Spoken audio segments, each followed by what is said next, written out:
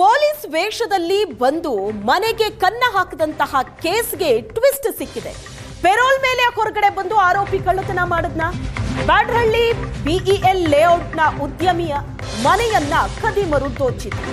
Police ವೇಷದಲ್ಲಿ ಬಂದು ಕೈದಿಯಿಂದ ಕಳ್ಳತನ ಆಗಿರೋ ಶಂಕೆ ಇದೆ. ಜೈಲಲ್ಲಿನ ಕೈದಿಯೇ ಕಳ್ಳತನ ಮಾಡಿರೋ ಬಗ್ಗೆ ಪೊಲೀಸರಿಗೆ ಸುಳಿವು ಸಿಕ್ಕಿದೆ.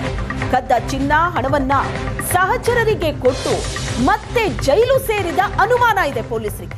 ಬಾಡಿ ವಾರೆಂಟ್ ಮೇಲೆ ಜೈಲು ಕೈದಿಯನ್ನ ವಶಕ್ಕೆ ಪಡೆಯೋದಕ್ಕೆ ಯತ್ನ ನಡೀತಾ ಇದೆ.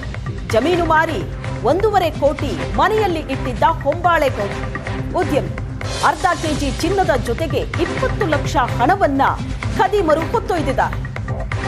ಈಗ ಈ ಪ್ರಕರಣಕ್ಕೆ ಒಂದು ಟ್ವಿಸ್ಟ್ ಸಿಗ್ತಾ ಇದೆ.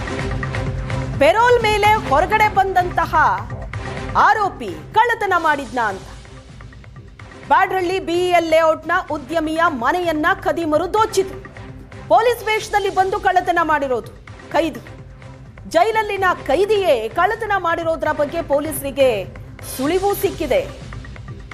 ಹಾಗಾಗಿ ಬಾಡಿ ವಾರೆಂಟ್ ಮೇಲೆ ಜೈಲು ಕೈದಿಯನ್ನ ವಶಕ್ಕೆ ಪಡೆಯೋದಕ್ಕೆ ಯತ್ನ ನಡೆಸಿದ್ದಾರೆ ಪೊಲೀಸರು. ಖಾಕಿ ವೇಷದಲ್ಲಿ ಬಂದು ಮನೆ ಕನ್ನ ಹಾಕಿರೋದು, ಉದ್ಯಮಿ ಮನೆಯನ್ನ ಟಾರ್ಗೆಟ್ ಮಾಡಿದ್ರು. ಬ್ಯಾಡ್ರಹಳ್ಳಿಯಲ್ಲಿ ನಡೆದಿದ್ದ ಘಟನೆ ಇದು. ಪೊಲೀಸ್ ವೇಷದಲ್ಲಿ ಬಂದು ಮನೆಯನ್ನ ದೋಚಿ ಎಸ್ಕೇಪ್ ಆಗಿರ್ತಾರೆ. ಜೈಲಲ್ಲಿದ್ದಂತಹ ಕೈದಿಯೇ ಪೆರೋಲ್ ಮೇಲೆ ಹೊರಗಡೆ ಬಂದು ಕಳ್ಳತನ ಮಾಡಿ ಮತ್ತೆ ಜೈಲು ಸೇರ್ಕೊಂಡಿದ್ದಾನೆ. ಪೊಲೀಸರಿಗಿರೋ ಅನುಮಾನ.